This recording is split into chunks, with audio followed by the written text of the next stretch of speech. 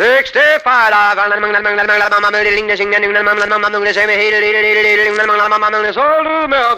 The Jack Benny Program, transcribed, presented by Lucky Strike. Be happy, go lucky, be happy, go lucky strike, be happy, go lucky strike today. If smoking pleasure's what you seek, try Perfect Lucky Strike. There's better taste in every puff, enjoyment you will like. Honestly, Lucky's taste better than any other cigarette. Now take this smoking tip from us and you will surely say, for better taste that's smooth and mild, go Lucky Strike today. You bet. Lucky's taste better than any other cigarette. Be happy, go lucky strike, be happy, go lucky strike today.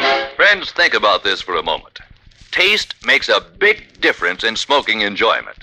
And Lucky's taste better than any other cigarette. Yes, better. And here's why. Fine tobacco, and only fine tobacco, always gives you the enjoyment of a truly better tasting cigarette. And LSMFT, Lucky Strike, means fine tobacco. So for everything you want in your cigarette, be happy, go lucky.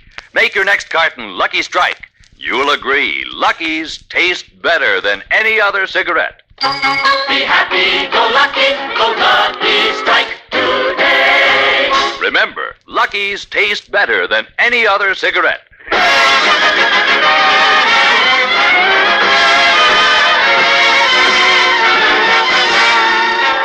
Gentlemen, in just a half hour, Jack Benny will do his television show. But right now, it's time for his radio program.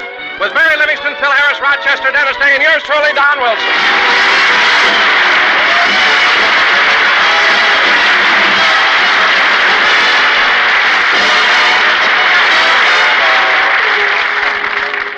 Ladies and gentlemen, as there are only 2 more programs left in the current Lucky Strike series, at this time, I would like to pay tribute to a man who, for the past 37 weeks, has brought joy and happiness into millions of American homes. Don't forget the 569,000 trailers, too. A man whose wit, charm, and personality have endeared him to the hearts of his public. Keep going, Don. We have a half hour. A man who every year at this time picks up our options, and here he is, Jack Benny!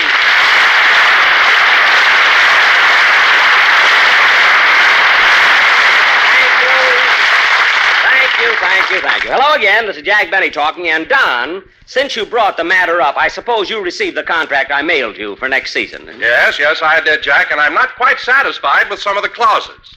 Huh? After serving you faithfully for 17 years, I'm surprised that you had the effrontery to present me with a contract that was not only insulting, but relegates me to a position that no self-respecting man would accept.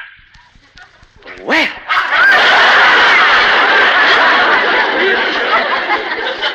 And just what is your complaint, Mr. Wilson? Well, now, here's the situation, Jack. You get a lot of laughs at the expense of my being fat. Uh-huh. And this year, my weekly salary has been at the rate of $2 a pound. Uh-huh. So I think it's only fair that next year I get $3 a pound. $3 a pound, huh? Don, I wouldn't give you $3 a pound if all your fat was trimmed off and you were hanging on a hook.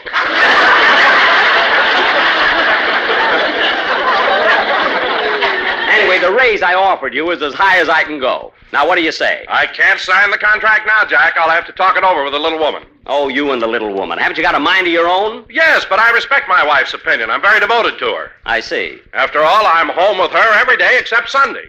Well, I can fix that, too. Now, look, Don, I've been very fair about this whole thing, and Oh, hello, Mary. Hello, Jack. What are you talking about? Oh, Don isn't satisfied with his new contract for next season. He isn't? No. Oh, my goodness, and after all you've done for him. Well, that's the way it goes, Mary. There isn't much gratitude in this business. Why, Don Wilson, you ought to be ashamed. Never mind, Mary, never mind. Thanks, just the same. By the way, have you read your new contract? Yeah. What are you trying to do, bring back slavery? Oh, so I'm going to have trouble with you, too. Now, what's wrong with your contract? I don't like Clause 7. Clause 7? Oh, Mary, it only happens around Thanksgiving. I don't care. If you buy a turkey, kill it yourself. Mary, can I help it if I'm sentimental? You're not sentimental. When you pay for a whole turkey, you hate to chop anything off. Oh, stop. Sentimental. You even use the head for badminton. I stopped doing that. I couldn't stand the way it came over the net, staring at me.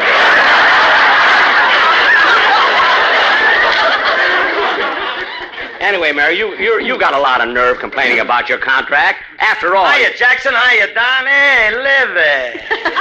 Hello, Phil. Hey, Phil, it's about time you got here. What made you late? Well, it ain't my fault, Jackson. I had plenty of time to get here, but just as I left the house, Alice fainted. Oh, my goodness. That must have scared you to death. No, it happens every time I kiss her goodbye. Oh, brother. That's what she said as she hit the floor. Phil, do you really have that effect on Alice? Jackson, she won't even let me shave with a mirror. She don't want my love divided. Phil, if I paid you by the pound, your head would ruin me. Now, look, Dennis isn't here yet to sing his song, so pick up your baton. Let's have a band number. Jackson, I ain't making with that downbeat till I talk to you about that new contract you sent me. My lawyers don't like it. Your lawyers? Who are they? Kirchy, Kimmick, Fletcher, and Fink. Well, Phil, just what is it you and your lawyers object to in the contract? We don't like the clause that says I got to get to bed on Saturday night before 3 a.m. Well, it's for your own good, Phil. After all, you have a program to do on Sunday. I want you to look bright and fresh. I know, but if I lose that red glow in my eyes, I ain't got no personality. Phil, I've been playing badminton with a turkey head for 2 years, and it looks better than you do. Gee, the way I shouted that gag, it should have got a bigger laugh. There's a thing. Anyway, I'll talk to your lawyers about your contract later, but right now, let's have a band number. Okay, Jackson, what would you like to hear? Guy Lombardo, but I'm stuck with you. Now, go ahead, play anything. Okay. Hey, wait a minute, Phil, hold it. The quartet just came in, and we can have the commercial now. Don, what song are the boys going to do? Well, they prepared a number from Guys and Dolls called If I Were a Bell. Oh, you mean the one that goes, ask me how do I feel, ask me now that we're cozy and clinging. Well, sir, all I can say is if I were a bell, I'd be ringing. I love that. That's a wonderful number, you know. Well, Jack, they rehearsed it, but I don't think they're going to sing it. Why not? They're not too happy about the new contract you sent them, and 5 years with you, and you won't even give them a raise. Well, Don, whether they like their contract or not, they're still working for me, and I want their number right now. All right, but they're still mad at you. Well, isn't that exasperating?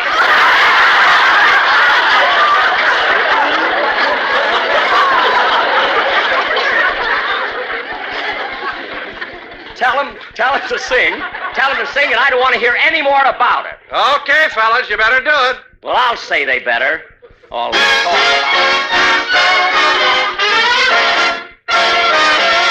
Ask us, how do we feel? Ask us now that we're working for Benny. Well, sir, all we can say is we can't save a dime or a penny. We had trouble you won't believe since we carried this heavier load. Boy, if we were a tree, we'd leave. Or if we were a bomb, we'd explode. Ask us, how do we feel? Little us with our quiet upbringing. With no future in sight, there's no reason for us to keep singing. Boy, we really believe that Jack must be the thing. So if we were a gun, we'd go bang, bang, bing, bang, bing. Fellas, I want a commercial. Never mind that. A commercial. Ask us, why do we choose Lucky Strike for a real smoking pleasure? More like it. Well, sir, all we can say is the one cigarette that we treasure. From the moment you take one puff, you will find they are mild and they're light. And there's never a puff that's rough. Lucky Strike has a taste that's just right. That's why millions of men always say it's for Lucky's they're yearning. So if we were a match, we would see that we'd always be burning. Oh, burning. And if we were a carton, oh, how lucky we'd be. 'Cause if we were a smoke, we'd be LSMFT.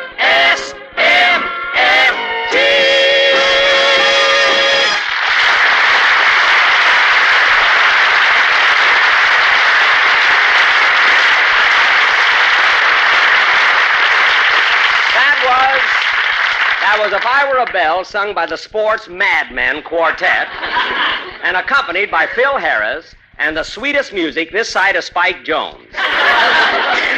And now, ladies and gentlemen... Hey, wait a minute. Huh? Look, all year you've been picking on me and my musicians. Why don't you leave the boys alone just once? Especially on this of all days. Well, what's so special about today, Phil? It's Petrillo's birthday. Petrillo's birthday? Happy birthday to you. Happy birthday to you. Happy birthday, dear Caesar. Happy birthday to you. Oh, isn't that sweet? Phil, believe me, I don't enjoy insulting your boys, but look at them. No jackets, no ties, collars open. What a way to come to a broadcast. Jackson, it's the middle of May. The weather's hot. They're just trying to keep cool. Trying to keep cool, eh? Then why is Bagby, your piano player, wearing gloves? Because he don't want to leave his fingerprints on nothing. Well, Phil, if they haven't caught him by now, he's safe. Believe me. So will you do me the courtesy, Phil, of asking Sir Charles Bagby to remove his gloves when your band accompanies Dennis Day in his song? Say, Jack, where is Dennis? I don't know, but I hope he gets here pretty soon. I want to talk to him about his new contract for next year. A new contract for Dennis? I thought you had him signed up till he just fades away. Well, I have, Mary, but I added some new clauses. Hey, Livy, you should have seen the clause he sneaked into my contract. Never mind. What was it, Phil? If I ever find a dime, before I can spend it, I gotta call Jackson and find out if he lost one. Phil, I just did that for a gag. Where's your sense of humor? Hey, maybe that's Dennis. I'll get it. Hello? Oh, Mr. Benny, this is Rochester.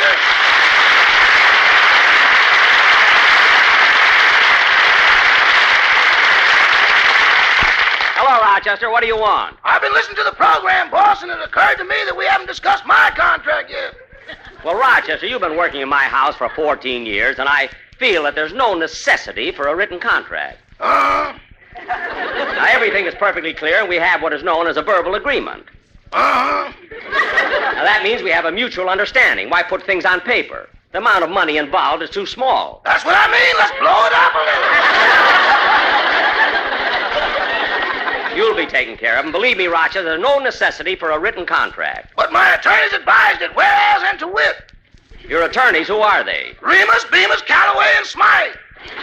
Oh, well, tell Remus, Bemis, Calloway, and Smythe to get in touch with Kirchy, Kimmick, Fletcher, and Fink. Let them handle it. It's the same firm that got a branch on Central Avenue.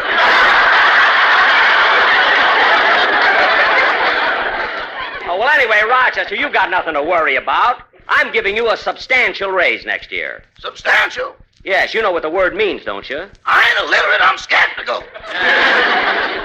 Well, you're getting it, so don't let it bother you. I'll see you later. Goodbye. Goodbye. Oh, say, boss, Now what? are you still going to have company for dinner tomorrow night? Oh, yes, I'm glad you remind me, Rochester. You better run down to the store and get a leg of lamb. A leg of lamb. Why don't you get a turkey? Why? After dinner, they might want to play badminton.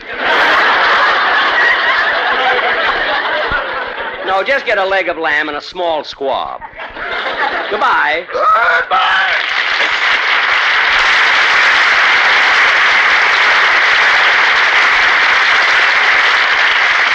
See, I don't know what Rochester's worried about. I've always taken good care of him. Oh, hello, everybody. Hello, Dennis. Hiya, kid. Dennis, how come you're so late? I was out in the hall reading my contract with the new clauses in it.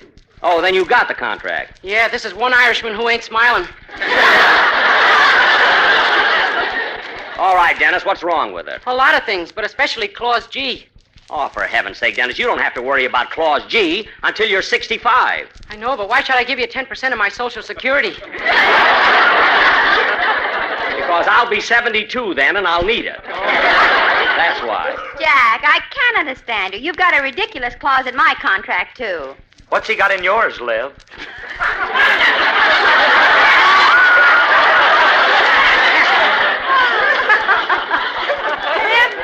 If my sister Babe ever gets married, she has to buy the ring from him. Mary, if your sister Babe ever finds a man who'll marry her, not only will I give her the ring free, but I'll play Oh Promise Me at the wedding. I'm sure that... I'll get it. Hello? Yeah, this Phil. How are you, kid?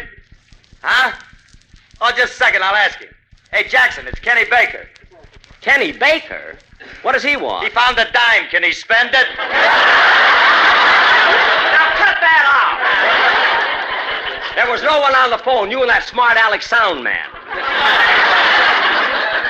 Now look, Dennis. You came in late, but we won't discuss that now. Just sing your song. I'm not going to sing till I get a better contract. What's the matter with everybody? The quartet didn't want to sing. You don't want to sing? What's gotten into you? I know my rights. I've been speaking to my lawyers. Your lawyers? Who are they? Beagle, bagel, cream cheese, and lox.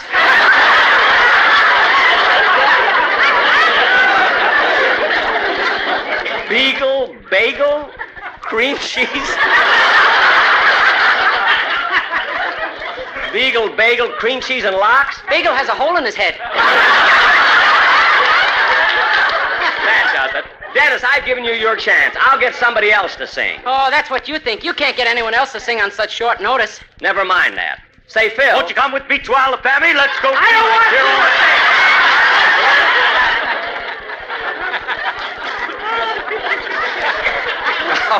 Now, Bob Crosby's rehearsing down the hall. Go over and get him. Gladly, Jackson, gladly. On second thought, maybe Mary better go. You might run into an old corkscrew, you know. Mary, would you mind going? Bob Crosby is in Studio B. Oh, sure, Jack. Gosh, CBS is crowded on Sundays. Hello, Amos. Hello, Andy. Oh, hello, Gracie. Hello, George. Hello, Edgar. Hello, Charlie. Hello, Fibber. Hello, Molly. Whoops, must have walked too far. Well, maybe they're just visiting some friends here. Oh, here's Studio B. I think this is where the Campbell Soup program is rehearsing. Oh, there's Bob out on the stage. All right, fellas, let's go through that number once more.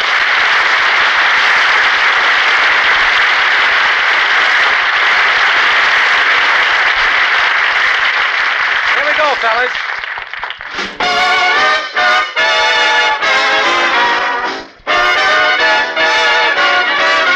Because of you, there's a song in my heart. Because of you, my romance had its start. Because of you, the sun will shine, the stars and moon will say you're mine, forever and never to part. I only live for your love and your kiss. It's paradise to be near you like this. Because of you, my life is now worthwhile, and I can smile because of you. I only live for your love and your kiss. It's paradise to be near you like this. Because of you, my life is now worthwhile, and I can smile because of you.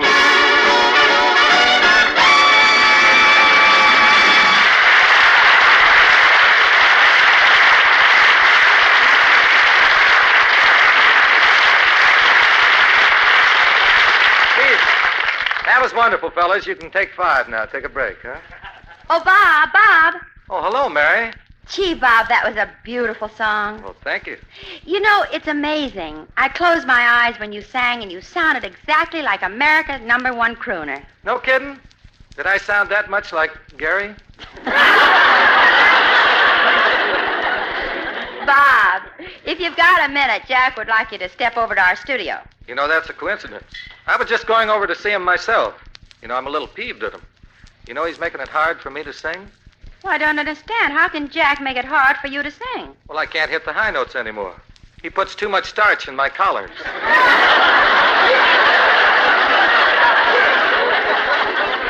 Oh, well, that's Rochester's fault. Jack's the rough, dry man. Anyway, Bob, he'd like to have you sing a song on his program. Today? Yeah, right now.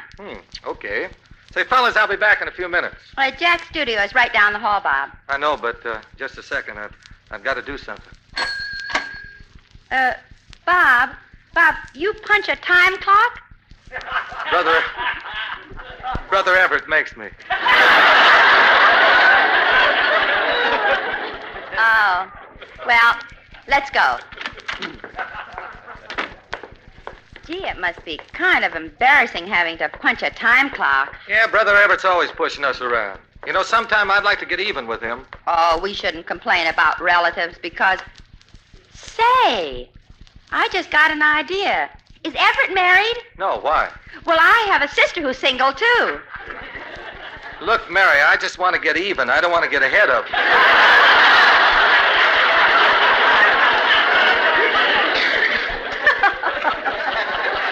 Oh, well, here we are. And furthermore, Dennis, I think you should know that... Oh, hello, Bob. Hello, Jack. Did you want to see me? Yes, come right in. By the way, do you know any of my gang? Why, sure. Where's Don Wilson? Any place you look. Well, hello, Bob. Hiya, Rob. Hiya, Phil. Say, did you pay your respects? Yes. My boy sang it a few moments ago.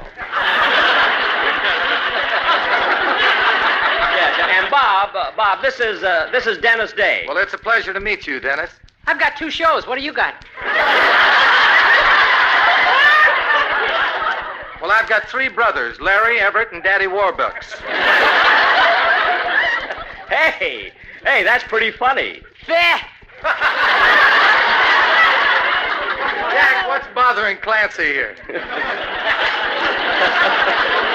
Don't mind him, Bob. He's just jealous because I want you to sing a song on my show. Sing. Well, I don't know, Jack. Oh, it's strictly business, Bob. I intend to pay you. Oh? Now, how much do you get for singing a song on the radio? $3,000. Bob, I'm going to ask you that question again, and this time don't ad-lib. Well, I'm not ad-libbing. That's my price, $3,000. Gee. Well, all good singers get that much. Where? Who? When? Where?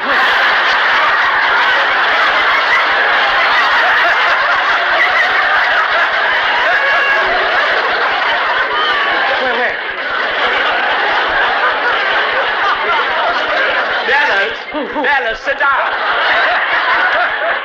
Sit down. Well, Jack, do you want me to sing or not?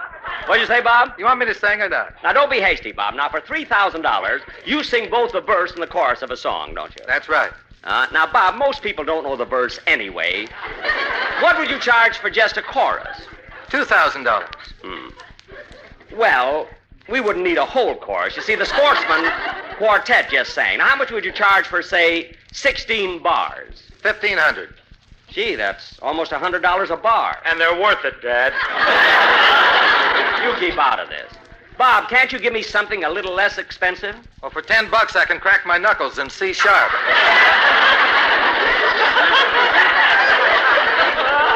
Look, I'll tell the jokes, you see. Right now, we're discussing business. Anyway, Bob, we shouldn't haggle about prices in front of the audience. It makes you look cheap. Now, sing your song, and I'll give you $500. Not me, Jack. But, Bob, it's silly for 2 old friends to argue like this. Go ahead and sing. We can settle it later in court, you know? Go ahead. All right. I'll go get my musicians to accompany me. Now, wait a minute, little brother. Yeah? What's the matter with my boys? Your boys? Yeah, they're just waiting for the downbeat. Phil, I don't want to insult your boys on this of old days, but I wouldn't let your band accompany me if I were blowing a safe.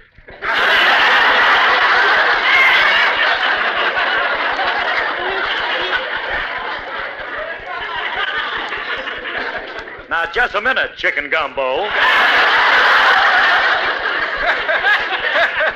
There's nothing wrong with my musicians. Oh, no? No. Hit him, Phil. Dennis, be quiet. You got a lot of nerve, Crosby, coming over to make trouble. I was asked to come over here. Who asked you? You did. Oh, yes. Now, look, Bob, I'll give you the money you want, but for that, you'll also have to appear on my Lucky Strike television show. Well, I'd love to do that, Jack. When does your television show go on? In just about 3 minutes. 3 minutes? Yes. And if you'll excuse me, I got to rush over and put on my makeup. See you later, Bob. Say, Mary, besides Jack and me, who else is going to be on the television show? Well, I'm going to be on it, and Rochester, and the greatest golfer in the world, Ben Hogan. No. Ben? Yes, Bob, and it's a real cute show. This is the way it's going to open. The first scene is in Jack's house in Beverly Hills. It's early in the afternoon. A lot of things happen, and then I come in to pick up Jack, and we go to the country club. That's where we meet you and Ben Hogan, and we all go out and play golf.